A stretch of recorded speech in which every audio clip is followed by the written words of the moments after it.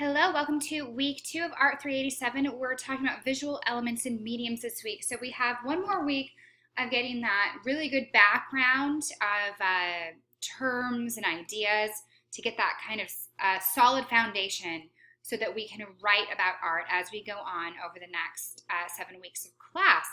So before we dive into this, make sure you go into the grade book and check your week 1 grade so you have your first journal entry and also your quiz. So those are graded and ready for you. Make sure that you go ahead on those journals and look at any feedback that I've given. I do use a rubric for grading the majority of the assignments in this class. So go ahead and take a look at the rubric. I might give you feedback there, or you may just have feedback right there in the journal entry itself. Those were really interesting to read. A lot of you had some cool ideas about what art is, and it's always good to get an idea of what your experience is. Some of you tend to be a little bit afraid or are have had bad experiences, and so it's good to know who to work with on those things and kind of give a little extra encouragement there. So thank you everyone for getting your work in on time too. Every single one of you. There's not a single late assignment for week 1, so that's a good place to start. The other thing I wanted to bring up is that I've had a couple of you asked me questions on one of the quiz questions that was gave you multiple choices, and the answer was all of the above. And the question was about how art cannot just be about what makes money, because blank are often considered unpopular. And the answers, I believe, were truths, ideas, artists, and all of the above. And the answer was all of the above. And a lot of you that put truths, which I completely understand this, and this is why I ended up actually changing it and giving partial credit on this question, was that, that's what he says in the lecture, that a lot of truths are unpopular. But I want you guys to really be using your critical thinking skills here as well. And it's very easy to just look right in lecture material and just, dictate, this is what was said, this must be the answer. And while that proved that truth was certainly a correct answer there, we also wouldn't deny the fact that there are a lot of unpopular ideas out there that artists might be exploring.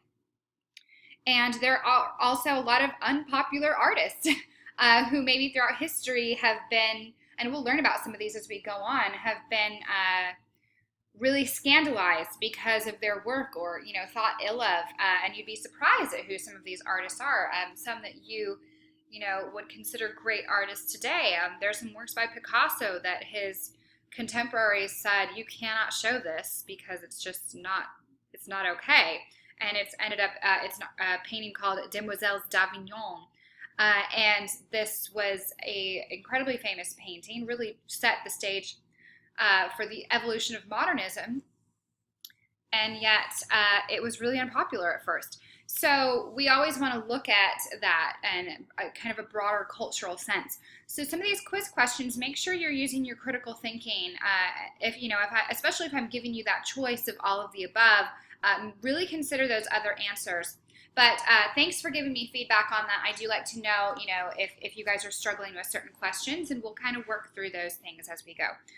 Okay, jumping into week 2 now. So here is your agenda. Remember, everything is due Sunday at midnight, so the 18th is when your work is due. We're going to be reading, just in the Looking at Art text this week, Chapter 3, Style and the Formal Elements of Art. And so it's just a quick chapter, lots of images. And then I do have a couple of videos that I want you to watch because this is going to help you when you go to select some images in an assignment that we'll look at in just a second. So quick video, it's less than 10 minutes, I believe, on the skill of describing. And then this is a mini lecture that I've done for you called Naturalistic or Realistic, versus Abstract. And this is what I really want you to focus on, because this is going to help you select your images. So we'll get to that in just a moment.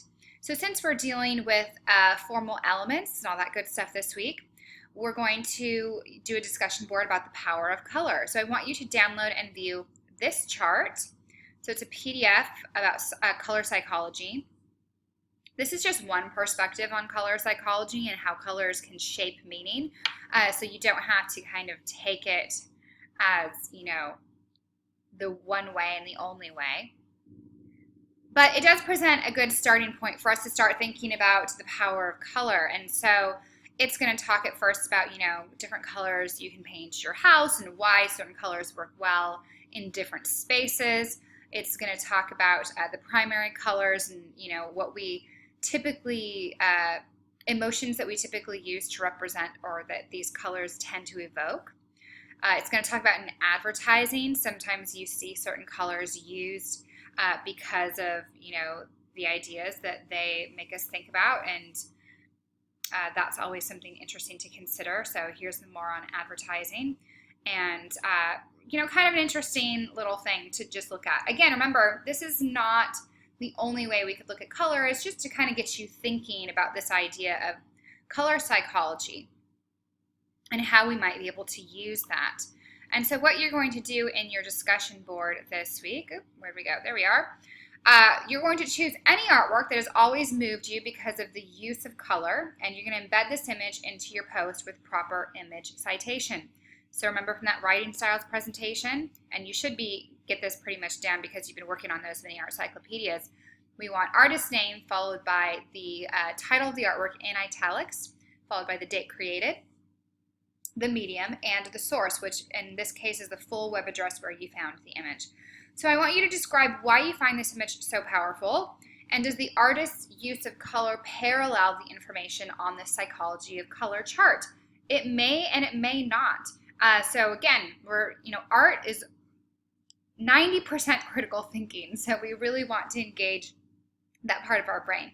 Then I want you to comment on at least one of your peers' posts. Make sure you do this. I will not give full credit if you don't comment on at least one peer's post. And so you might want to ask them, what do you find especially effective about color, or something you found interesting in their analysis that they presented about their artwork, or you have different ideas about that artwork and what the colors might represent.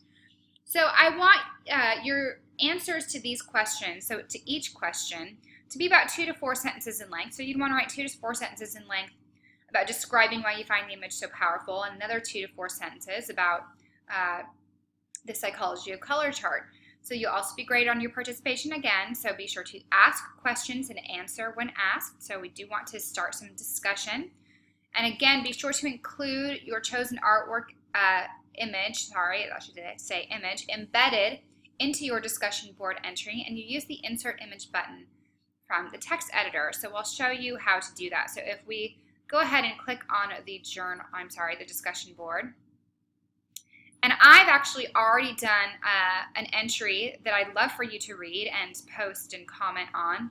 I've given kind of a series of images because it's very much about color, so I won't get into it now. I'll let you kind of read through it on your own, but you can see how my image is embedded right here into my entry. So I'm going to quickly walk through how you do this. So you want to create a thread, and you can, put your title in there. Let's say that I'm doing just Monet. And this button right here, this one that looks like a little landscape, you want to click this button, and this big menu is going to pop up for you. It's going to have 3 tabs. This is the most important one, the general. So you can go ahead and browse your computer and attach an image. So I'm going to do that right now. So I just selected an image from my desktop, and you can see that it looks like it's really large. It won't be too large for this entry probably, but if you wanted to, you could go into this tab, Appearance, and let's say you wanted to make it a little bit smaller. You can kind of change the dimensions. I would make sure that stays checked so that it doesn't skew the image. And then you can hit Insert. Just say OK. And voila, we have an image right there in our our discussion board. This would go the same for a journal entry. This is how the text editor in Blackboard works. So when you see me embedding images in things, this is exactly how I'm doing it. So that way you can type your answer and you can just hit submit, and we will be good to go. So jumping back into the learning activities here, remember you have your mini art cyclopedia that is due this week. 1 or 2 of you have sent me what you've done so far just to make sure you're on the right track, and I hope that it proves helpful to you. So I'm definitely willing if any of you would like to send me a couple slides, just so I can see if you're, kind of got the idea down. I'm happy to look at that for you. So hopefully by this point you've done your first 10 images, and now this week you're going to be working on those second. 2D and 3D tend to be a little bit tricky when students are looking for definitions in the text. So use your discretion there. If you can't really find the wording you're looking for, then you can pull it from somewhere else. I'm completely fine with that. So again, this is how I'd like you to format it. So same thing we went over last week, so I'm not going to go over that in more detail. Okay, I do want to go over this. However, you do this week need to select images for your theory application paper. The paper is not due until the end of week 4. So during week 2, we select images and you get them approved. During week 3, you write an outline, and during week 4, you write the paper. And the reason we take it kind of baby steps at a time is because writing about art is an entirely new thing for a lot of students. And it's kind of a little bit of just a different ball game. So I like to kind of walk through it with you, make sure you're selecting images that really are going to be helpful for you, that aren't going to make your life more difficult. And then we do an outline so that I can really proofread it and make sure that you're on the right track. So make sure that you go to the week 4 learning activities and read through the prompt first. I think that will prove helpful to you.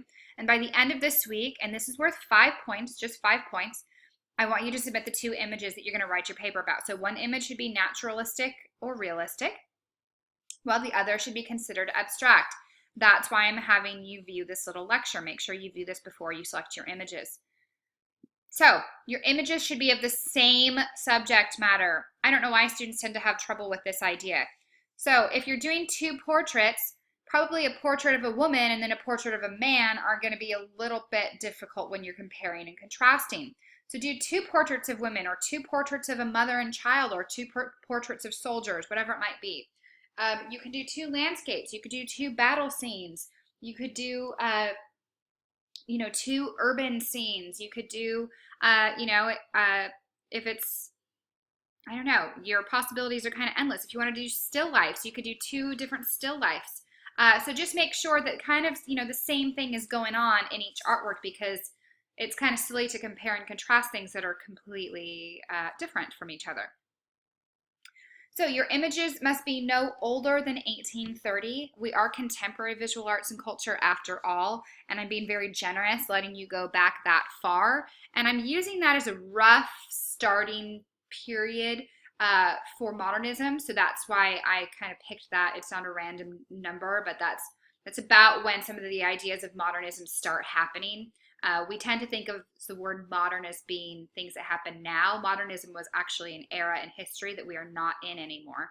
So we want to refer to what's happening now as contemporary. So you're going to submit your images either by embedding them directly into the assignment text editor, or you can attach a Word doc or a PDF for this one. I don't mind. And make sure your images have full citations.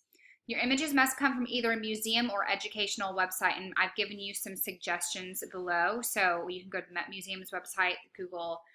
This has changed a little bit, the Cultural Institute. I'll update that. They've changed where this all is. You can go to the Getty's website. You can go to the Museum of Modern Art's website.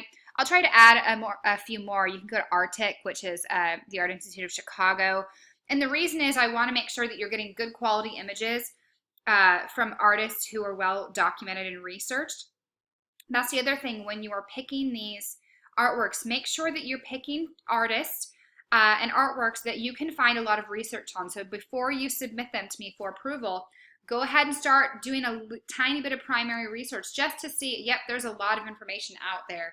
It's okay to pick really safe artists for this assignment. I don't expect you to be super creative and pick very obscure people. I'd almost rather you pick someone like Picasso and someone like Monet and John Singer Sargent, some of these really well-known artists, because we know that you're going to be able to find the research that you need to write the paper. This is more about practicing how to do this kind of writing. Okay, I'm getting really long-winded in this announcement. You've got your quiz as well. So quiz due, normally I try to limit to 3 assignments due in any one week. You have 4 this week, but really 1 is just picking images, and it's just 5 points. So you've got that needs to be in by Sunday. You've got your mini art cyclopedia, and you have your discussion board. So busy week. Jump on in. Let me know if you have any questions, and I'm looking forward to what you guys got going on this week.